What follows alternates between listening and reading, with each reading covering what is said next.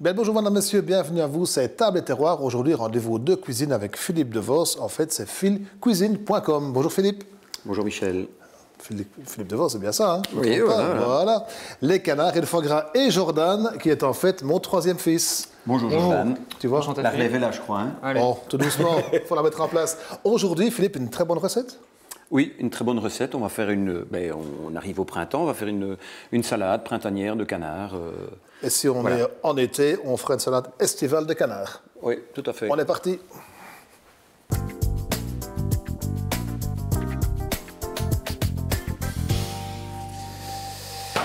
Et oui, donc aujourd'hui, ce n'est pas un restaurateur qui est à côté de moi, mais c'est en fait un transformateur de viande de chair de canard, parce que tu ne gaves plus tes canards, il faut le dire. Tu es honnête avec tes clients, tes fournisseurs. Voilà. C'est des canards qui sont gavés en France, dans le sud-ouest. En Hongrie, en France et partout où on en trouve maintenant, parce qu'avec la grippe aviaire, on cherche les endroits où il y a encore des canards, où ça n'a pas été atteint. Mais en général, on travaille beaucoup la Hongrie parce que j'ai trouvé un petit abattoir qui travaille de la même manière que moi je travaillais quand j'étais à l'Aérie. Donc après 20 ans de dégustation de foie gras, on mange du foie gras tous les jours, on sait ce que c'est que du foie gras. C'est vrai qu'en foie gras, en canard, c'est vrai qu'on n'a rien à te cacher. Hein. Tu connais le métier par cœur, parce que ceux qui te connaissent, qui te reconnaissent en tout cas, t'ont connu, on le disait, à l'Aérie, Neuchâteau, où là tu avais ta ferme. Oui. Tu étais là avec, comment, Chantal? Oui. Et tes filles, qui étaient à l'époque encore toutes petites, qui maintenant ont grandi. Une d'ailleurs, tu peux dire, qui est... Ben oui, qui est cantatrice. Qui fait de l'opéra. Qui fait de l'opéra et qui avait fait un très beau résultat au concours Reine-Élisabeth il y a déjà 3 ans. Chapeau, félicitations à elle, elle nous écoute certainement et on la félicite encore une fois. Dis-moi donc, tu es venu avec des produits que tu transformes chez toi, que tu vends en boutique, tu disais environ une 50aine de boutiques, que tu vas donc alimenter régulièrement. Et également des restaurateurs chez qui tu vas livrer, des traiteurs. Oui. Et on peut aussi s'alimenter chez toi à ta boutique à Erlinval. Erlinval, c'est le nom que je ne retiens jamais en fait. Oui, c'est Orto, près du lac de Nice-Ramon. Donc la ceux qui vont se promener, c'est un très bel endroit. Un peu caché, mais c'est commune de la Roche. Et tu disais que tu as un projet aussi ailleurs, c'est où? Donc on va laisser implanter normalement au mois de septembre, si tout va bien, dans le zoning de Bastogne. Très bien, donc tu restes un Ardennais pur et dur. Je reste un Ardennais. En province de Luxembourg. Voilà, tout à fait. Un produit luxembourgeois. Dis Philippe, donc tu as apporté une gamme de produits qu'on va mettre en avant dans une assiette froide aujourd'hui. C'est Jordan qui va la dresser. Tout à fait. Et au gré qu'on va dresser, si tu veux bien, tu vas nous expliquer un peu comment tu fabriques, tu transformes tes produits, ce qu'est une rillette, ce qu'est un gésier confit, ce qu'est un magret ici qui était salé, fumé. Oui. Explique-nous un peu tes produits. Donc là on va faire une assiette gourmande, donc avec une partie des produits qu'on fabrique à l'atelier, notamment la rillette, le gésier, le magret fumé, le foie gras. Et alors on a désossé un confit de canard qu'on a fait revenir avec de l'échalote et de l'ail. Et on va faire une bonne salade avec ça, donc avec de la salade, des petites pommes de terre, des cretons, un peu de frites de pommes. Je vois qu'il n'y a pas le fameux pâté à l'Orval qui a reçu pourtant le prix Épicure. Pourquoi tu ne l'as pas mis? T'as pas envie?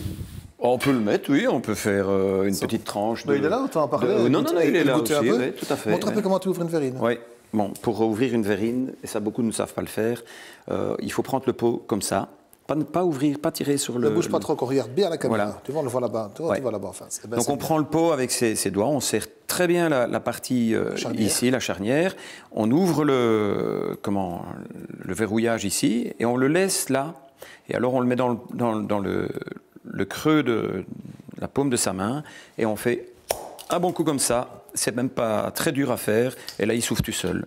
Voilà. Et là c'est le fameux pâté de canard. Oui, tout à fait. Alors on peut mettre soit sur des toasts là ou on va faire une petite tranche. Parce qu'on peut ne pas en mettre, mais on peut en parler aussi. Tu as le fameux boudin noir. Oui. On va l'ouvrir si tu veux qu'on s'en verra peut-être les différents. Donc le boudin noir, lui, ça c'est le même que le boudin en boyau. Donc on a pendant des années on a fait du boudin noir en boyau. Et puis chaque fois le restant de la cuve, de la boureuse. Bah, il y avait toujours un petit peu. C'est quoi faire avec, quoi. Et je me dis, mais je vais faire on va le cuire. Et on l'a stérilisé. Et puis finalement, on s'est rendu compte que c'était vraiment très bon. Que ça marche. Et voilà, donc on l'a fait stériliser, on le vend tel quel. Donc vous pouvez avoir dans votre armoire, dans votre garde-manger du boudin tous les jours. Récurrente. Vous avez vu, ou bien vous verrez très prochainement d'ailleurs une recette hamburger. De boudin noir. De boudin noir. Au foie gras avec justement ce produit de la verrine. Simplement démoulé. Allez, on commence à dresser tout doucement. Voilà. Et Philippe, tu peux nous expliquer un peu ce que tu as préparé dans tes bocaux. On va mettre un fond de salade. Alors, je te laisse commencer. Allez, En Joe, gros, j'ai en pris route. de la salade normale ici. Ici, des petites herbes du jardin pour amener un petit peu de fraîcheur dans la salade. Et ici, quelque chose d'assez spécial, c'est de l'ail noir qu'on a fait à l'auberge. Ça, je ne connaissais pas, ça. Voilà. Explique un peu comment tu as fait l'ail noir. Donc, on a pris 3 mois pour le faire. On prend des têtes d'ail, en fait, et on le met dans un simple cuiseur à riz sur la fonction tenir chaud.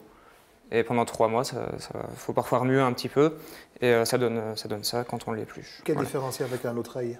Ben, il est plus doux, comme ça, il n'a pas l'attaque que l'ail a normalement. Et ici, ben, ça va... En fait, il faut goûter pour savoir. On peut sortir le soir après, alors? Oui. On a tout le... Non, mais c'est vrai que ça sent fort, mais disons que quand c'est pour agrémenter un plat... Oui, voilà. Je vais vous faire des petits morceaux. Pour agrémenter un plat, c'est bien pour donner l'odeur, mais ici, c'est bon. Je vous le donne sympa. comme ça. Ouais. C'est fort, mais... en plus. Voilà. Pas au niveau du goût, hein, mais... Moi, j'ai déjà commencé à te couper les pommes de terre ici pour commencer à les poêler avec notre... Ah oui. On va les poêler? Oui. Philippe, au boulot. Non. Ou alors on les réchauffe au four. Attends, ce qu'on va faire, on va les poêler à la graisse de canard. Bien vu. Donc je vais récupérer la graisse de canard qui se trouve dans les gésiers. Donc on va travailler les gésiers aussi, couper en fines lamelles. Donc nous, nos gésiers, on choisit des gros gésiers de canard qui ont été gavés au maïs grain. Et là, ça devient rare, donc là je vais à plusieurs places pour aller chercher mes marchandises, parce que je veux exactement le produit que moi je veux. D'accord. Et là, on a des gros gésiers par rapport à beaucoup de places où les canards sont gavés à la farine et le muscle ne travaille plus. Ici, le canard qui était gavé avec du maïs grain, le muscle il doit travailler, donc il se développe, il fait de la musculation, et donc on a un beau gésier. Et donc là, on va le travailler, couper en fines lamelles, et on le fera revenir tout à l'heure avec les... Tu m'as toujours expliqué, quand on gave les canards, en fait, le canard, il est habitué... Oui, le gavage qu'on apporte au canard, c'est parce qu'il fait... Explique un peu. Oui, et on fait souffrir les animaux au gavage. Là, je suis d'accord quand c'est des gens qui n'ont jamais appris à gaver, parce qu'il faut connaître le canard, et il faut déjà le connaître même à l'élevage, parce que si un canard n'est pas en pleine forme quand il rentre en gavage, il ne va pas faire de foie gras, il va être difficile, c'est un peu comme un sportif, un canard en gavage. S'il n'est pas amené à faire sa compétition, qui est le gavage, eh ben, il n'y arrivera pas bien. Et là, il y a un manque de respect pour l'animal. Donc, ce qu'il faut faire, c'est arriver à mettre un canard qui est en pleine santé en gavage. Et là, il va faire ces 10 jours de gavage. Et son foie va se développer normalement. Quelqu'un qui fait souffrir un canard au gavage, il ne fera pas de foie gras. Tu disais aussi que les canards, anciennement, se gavaient naturellement pour pouvoir voyager. Voilà, c'est de là qu'on a trouvé le gavage. C'est quand, au moment des migrations, les animaux s'ingurgitent de beaucoup de réserves pour pouvoir voyager suffisamment longtemps sans devoir s'arrêter. Et ça, c'est lié aux canards et aux oies? C'est lié surtout aux canards et aux oies. Les autres le font aussi, mais le développement est plus grand au niveau des... Ici, on travaille une charlotte, hein, les amis. Voilà, donc vous nous rejoignez, mesdames, messieurs, pour Table et Terroir aujourd'hui. C'est Phil Cuisine, Philippe Devos qui est là, à côté de moi, et Jordan, qui est mon troisième ici. Et qui est en train de mettre des magrets... Et Philippe ici, donc il transforme les canards chez lui, dans la commune de La Roche. Et il est fournisseur dans des boutiques spécialisées, des boutiques d'épicerie fine. Et on peut trouver chez lui ces différents produits canards. On y va carrément. Pendant la semaine, c'est fermé le week-end. Tu m'as dit samedi, dimanche fermé. Mais sinon, vous allez, si vous n'allez pas à La Roche, vous pouvez aller à Bastogne ou à La Roche même. À La Roche même, on a un magasin qui... À Erlinval, dans la commune d'Orto, à côté de La Roche. Avec pour une salade encore. Voilà, c'est Philippe Devos, avec des pâtés à la trappiste de Rochefort, pâtés à l'Orval, pâtés de gibier, pâtés foie gras, pâtés avec le boudin noir, pâtés au foie gras. Et là, c'est les gésiers. Et on nous prépare aujourd'hui une petite salade sympa, salade printanière ou estivale, ça dépend de la saison dans laquelle on se trouve, avec des produits uniquement de chez toi, Philippe. Oui. Alors le petit copeaux de foie gras ici pour parsemer au-dessus de la petite salade. Alors pour en revenir au gésier, le gésier c'est un confit comme la cuisse. Donc c'est un produit qui est salé, dessalé et qui est poché dans la graisse de canard pendant, ça cuit à 80 degrés pendant 3, 4, 5 heures. C'est vraiment tout doucement. Relax, piano. Voilà, jusqu'au moment où ça se laisse vraiment manger, quoi. Des petites pommes de terre Charlotte. On aurait pu travailler aussi la plate de Florenville si on avait voulu. De chez Monsieur Aymon, que j'adore. Comme ça, on prend la plate de Florenville. Ça pour mettre Tu les mets dedans directement? Les gésiers? Oui. Pourquoi pas? Allez, alors, on y va. On met tout dedans. Pour chauffer tout? Bah oui. Allez, les gars, roulez. 2 cuistots. Aujourd'hui, Jordan et Philippe. Voilà. Alors ici, on a fait torréfier un petit peu des pignons de pain, simplement au four, quelques minutes. Pignons de pain torréfiés. Voilà, pour vraiment parfumer. Alors je vois qu'il a mis les rillettes, les toasts de rillettes. On a fait des quenelles de rillettes qu'on a mis sur un toast, qu'on peut faire griller aussi. La rillette, c'est une viande qui est, donc c'est la viande, on fait ça à base de cuisse, nous. Et c'est des viandes qui sont, je crois que c'est assez, il ne faut pas plus, parce que sinon ça va devenir sec. T'as raison. Et donc c'est des viandes qui sont cuites lentement dans un bouillon.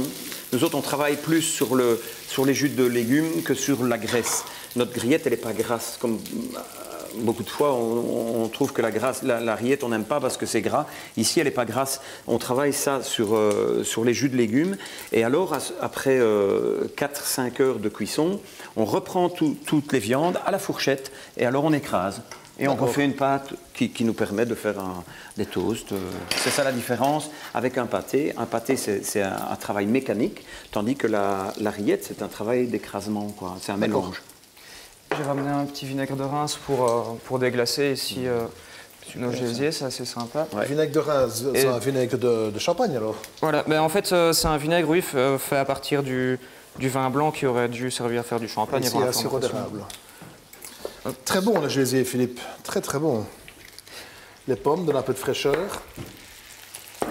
Et un petit sirop d'érable ici. Après, si on veut utiliser un produit plus de la région, on a le sirop de liège ici qui D'accord. Parfait, Philippe. Et alors, chez toi, il y a plusieurs employés qui travaillent au quotidien à préparer tout ça, parce que c'est quand même du boulot. Mais on n'est qu'à 3 dans l'entreprise pour le moment à temps plein. Mais alors, au moment des fêtes, on est 7, 8, ça dépend un petit peu. OK. C'est toujours le problème dans vos métiers, et surtout les produits canards foie gras, c'est qu'il y a les pointes, évidemment. Oui. Durant les fêtes. Très bon. Tu veux goûter?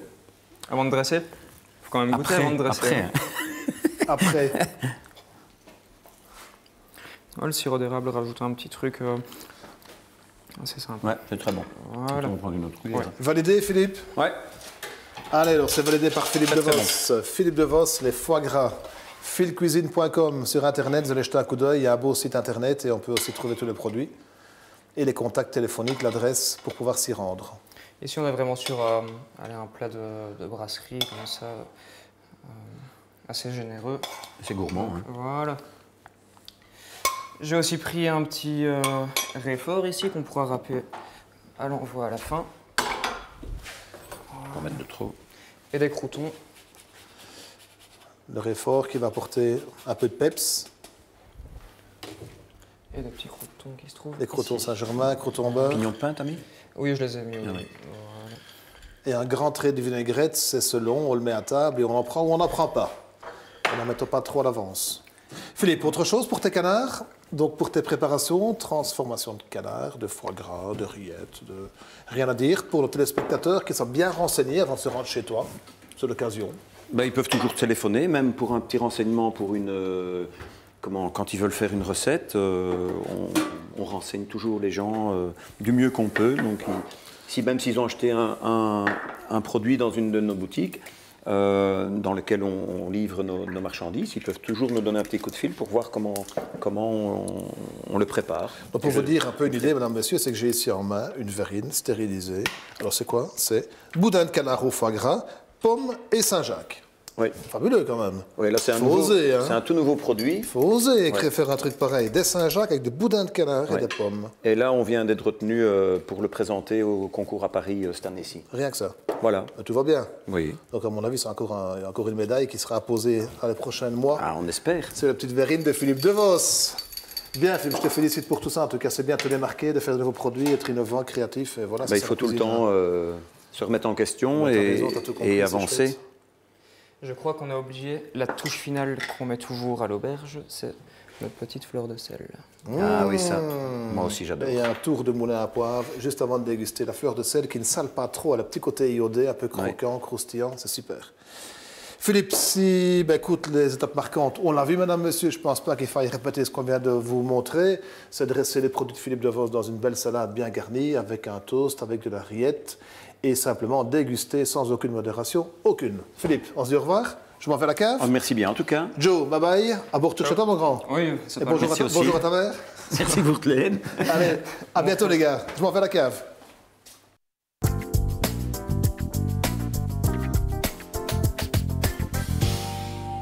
Et voici, mesdames, messieurs, la séquence 20 tant attendue par bon nombre de personnes. Et c'est tant mieux, parce que Pascal, tu l'as fait très bien. Merci, Michel. C'est l'information qui me revient. Tu fais des très bons accords 20 aimés. Il y a des gens qui s'y réfèrent. Il y a des gens aussi qui vont chez toi. Oui, c'est vrai. Et ils ont raison. Voilà, c'est pour vérifier ce qu'on dit. Bon caviste. C'est important. C'est des bons conseils quand même. Hein, d'avoir un vin vraiment adapté au plat qu'on vient de préparer. Donc un pinot noir, j'imagine qu'il vient de Bourgogne. Eh bien non, pas celui-ci. Ça aurait pu, puisque la région à Grand Pinot Noir, c'est la Bourgogne. Mais ici, on est un petit peu plus au sud, on est en Pays d'Oc. Donc c'est un pinot noir qui vient du soleil. En fait, sur la préparation ici, sur l'assiette, je me suis dit, quel style de vin on va pouvoir servir? Finalement, un vin rouge, c'est une assiette qui... Ça ressemble un peu à une entrée d'un repas ou même un plat unique sur un repas, une soirée d'été. Un bon pinot noir, bien ensoleillé, servi un petit peu frais. Tu vois, il y a un beau fruit, il y a de l'acidité, il y a des tanins, ça désaltère bien. Avec le magret fumé, les gésiers, tout ça, bien fonctionné. On sent quand même bien que ça vient du sud, hein, par rapport à un pinot noir de Bourgogne. Exactement. Il y a plus d'acidité quand même, c'est un peu différent, moins coloré aussi. Voilà, c'est ça. Ici, il y a plein de soleil, quoi. Hein. C'est bien mûr. Pinot noir de Pays d'Oc, sur une salade de canard de mon ami Philippe. Oui. Et pourquoi pas un vin du sud-ouest? Tu disais un bon Madiran? Ça aurait pu aussi, on aurait pu prendre un jeune Madiran, un jeune Cahors ou un Côte de Saint-Mont, tu vois, même un Gaillac. Pourquoi pas? En tout cas, l'idée qu'il faut retenir, c'est un vin rouge jeune, sur le fruit, qui a encore une belle acidité, qui a encore des tanins un petit peu pointus, comme ça désaltère bien, on peut le servir un petit peu frais et ça fonctionne bien. Sur du canard, donc on a du canard ici en préparation, chaud-froid, tu l'as vu, hein, donc on a gésier qui est un peu tiédi. Si on avait un bon magret de canard, une belle poitrine de colvert, ou de canard, un canard mulard, un canard d'élevage, bien chaud, une sauce rouge, un fruit rouge, un peu de cassis, framboise, groseille, myrtille, tout ça en sauce, monté au beurre. Oui. Même technique, même accord? Ah ben non, là on va sur... tout à fait autre chose. Sur autre chose, on va plutôt sur un vin plus consistant, peut-être plus complexe. On pourrait aller sur un vin de Grenache, assemblage Grenache-Syrah, du sud de la vallée du Rhône, voilà, sur Gigondas, Vaqueras ou Châteauneuf par exemple, ça pourrait très bien fonctionner. Que tu réorientes la sauce, les fruits rouges? Et la sauce, les fruits rouges, oui, et puis le fait qu'on est sur une préparation chaude, donc il faut un vin qui soit un petit peu plus volumineux, donc un peu plus onctueux aussi. C'est ce qu'on cherchait ici? Exactement, moins d'acidité. Pour un peu comprendre comment tu as fait ta technique. Au niveau des accords, oui, bien sûr. Pour un peu essayer d'aller chercher l'information. Un plat c'est une émotion, c'est une circonstance. Quand tu as une salade, c'est plutôt une direction un peu... C'est une entrée, donc c'est plus frais, c'est plus léger, c'est plus vif. Donc tu te dis, il faut un vin qui suive dans la tonalité. Si on est maintenant sur du canard servi en plat, il faut un vin qui soit un peu plus onctueux, un peu plus riche. Là, ça fonctionne bien. Et un bon foie gras poêlé avec la même sauce, mais fruits rouges. Ah oui, c'est ça bien. Moi, je servirais bien un beau Porto vintage, servi frais. Là, c'est formidable. Pour la prochaine fois? Avec plaisir. Allez. On va demander à Philippe. Santé. Madame, messieurs, à bientôt. Bon appétit chez vous. Au revoir. Et encore merci à Philippe de Vos.